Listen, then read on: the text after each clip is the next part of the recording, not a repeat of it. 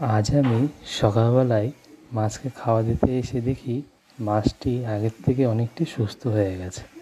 আগে যেরকম জলের তলায় পড়ে থাকতো কিন্তু সাঁতার কাটতে পারতো না, এর জন্য আমি মাছটিকে সুস্থ করার জন্য ব্লু নীল বা অ্যান্টি-এইচ ব্যবহার করেছিলাম রেডল কোম্পানির। তো আজ আমি মাছটি দেখছি দারুণ সাঁতার কাটছে, মনে হচ্ছে আগের থেকে অনেকটি সুস্থ হয়ে গেছে। এটি খুব সাধারণ একটা বিষয়। আমি তার সাথে সন্দক লবণও ব্যবহার করেছিলাম সামান্য পরিমাণে। এইটি আমার প্রথম অভিজ্ঞতা। এইভাবে আপনারাও আপনাদের মাছকে সুস্থ করে তুলতে পারেন। আর আমার ভিডিওটি ভালো লাগলে আপনারা চ্যানেলটিকে সাবস্ক্রাইব করুন এবং আমার পাশে থাকুন। ধন্যবাদ।